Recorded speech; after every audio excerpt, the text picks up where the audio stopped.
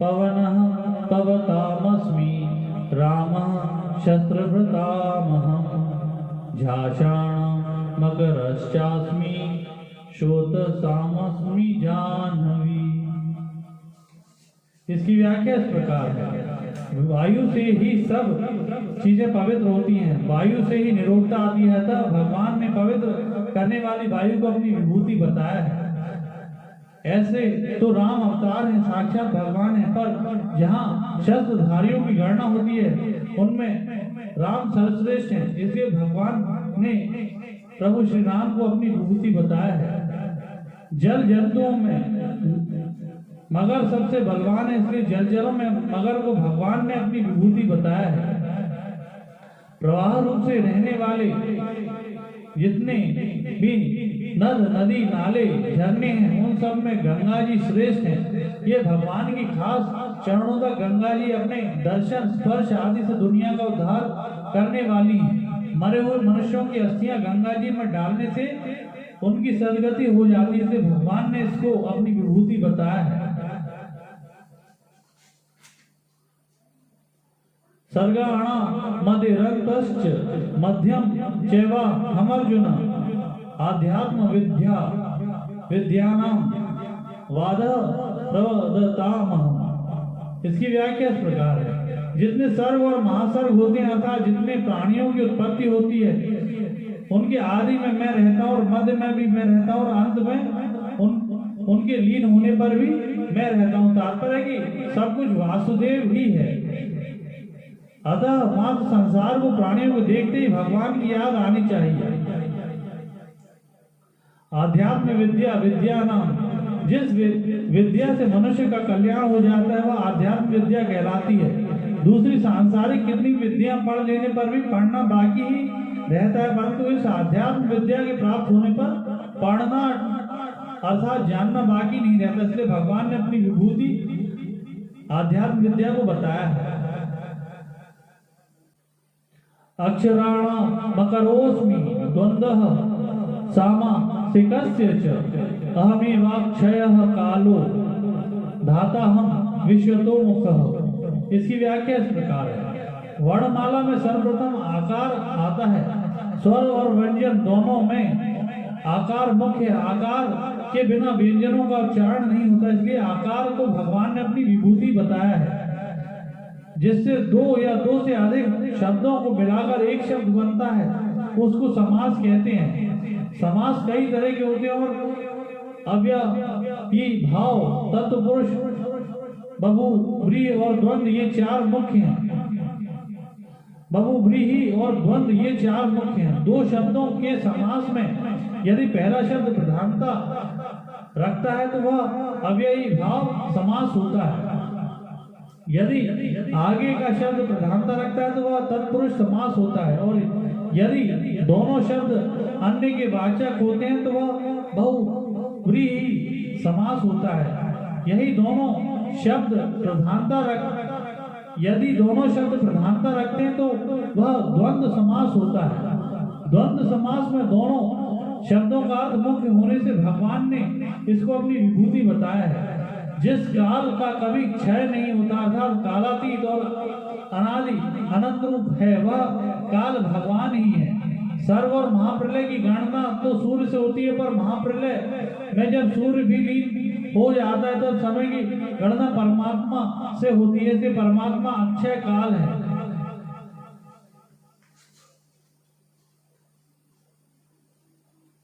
आगे 11वें अध्याय में भगवान ने कालोस्मी पद से अक्षय काल को अपना स्वरूप बताया है।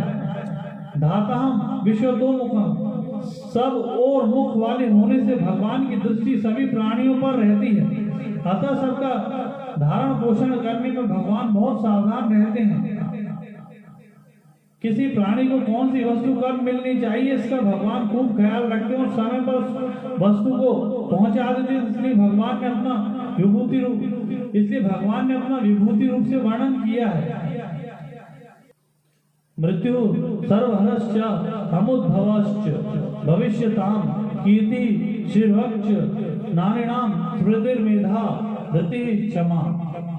इसकी व्याख्या इस प्रकार है। मृत्यु में हरण करने की ऐसी विलक्षण सामर्थ्य है कि मृत्यु के बाद यहाँ की स्मृति तक नहीं रहती, सब कुछ अमृत हो जाता है। वास्तव में सामर्थ्य मृत्यु की नहीं अपितु परमात्मा की है। अगर संपूर्ण हरण करने की, विस्मृति करने की भगवत प्रदत्त सामर्थ्य मृत्यु में न होती तो अपनेपन के संबंध को लेकर जैसा चिंतन इस जन्म में मनुष्य को होती है, वैसे ही चिंतन पिछले जन्म के संबंध को लेकर भी होती। मनुष्य जाने कितने जन्म ले चुका है।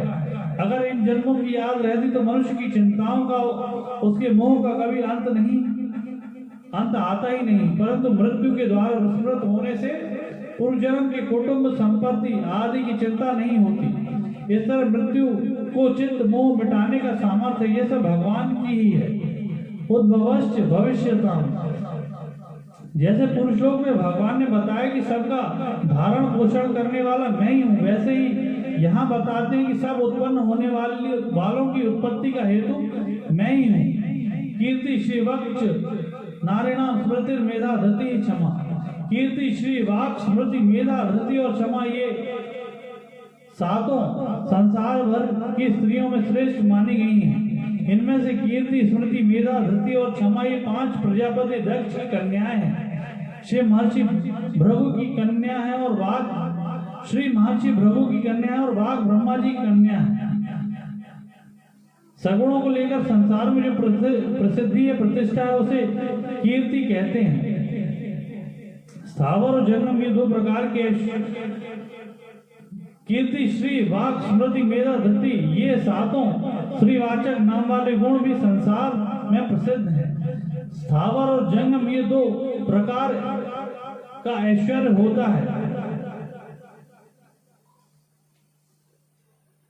कीर्ति और श्रीवाक ये 3 प्राणियों के बाहर प्रकट होने वाली विशेषताएं तथा स्मृति मेधा धृति और क्षमा ये 4 प्राणियों के भीतर प्रकट होने वाली विशेषताएं हैं।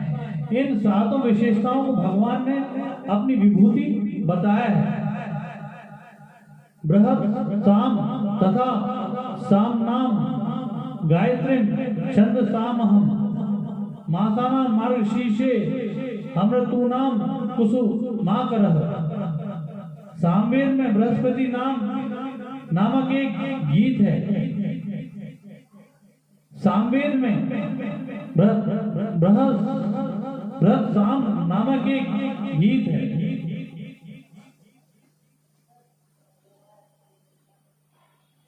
सामवेद में बृहत् साम नामक एक गीत है। इसके द्वारा इंद्र रूप परमेश्वर की स्तुति की गई है। अति रात्र याग में यह एक पृष्ठ स्त्रोत है। सामवेद में सबसे श्रेष्ठ होने से इस बृहत् साम को भगवान ने अपनी विभूति बताया है। वेदों में जितने छंदोबद्ध ऋचाएं उनमें गायत्री मुख्य है। गायत्री के स्वरूप प्रार्थना और ध्यान तीनों परमात्मा के ही होने से परमात्मा तत्व की प्राप्ति होती है। इसलिए भगवान ने गायत्री को अपनी विभूति बताया है। महाभारत काल में नया वर्ष मार्गशीर्ष से आरंभ होता है। इन विशेषताओं के कारण भगवान ने मार्गशीर्ष को अपनी विभूति बताया है।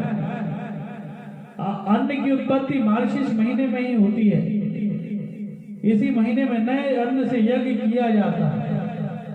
वसंत ऋतु में बिना वर्षा के ही वृक्ष लता आदि पत्र पुष्पों से युक्त हो जाते हैं। इस ऋतु में ना अधिक गर्मी होती है ना अधिक सर्दी, से भगवान ने वसंत ऋतु को अपनी विभूति कहा है।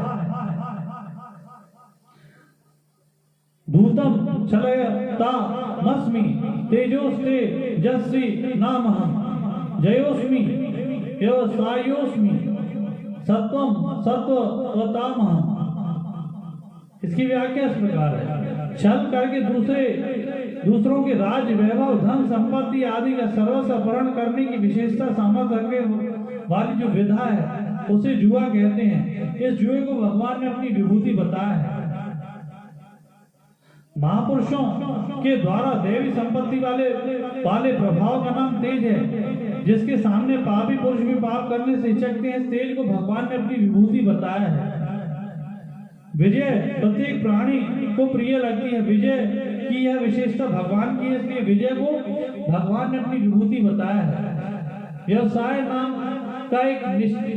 नाम एक निश्चय का है। इस एक निश्चय की भगवान ने गीता में बहुत महिमा गाई है। जैसे कर्मयोग की निश्चयात्मिका बुद्धि एक होती है, भोग और ऐश्वर्य में आसक्ति पुरुष की निश्चयात्मिका बुद्धि नहीं होती।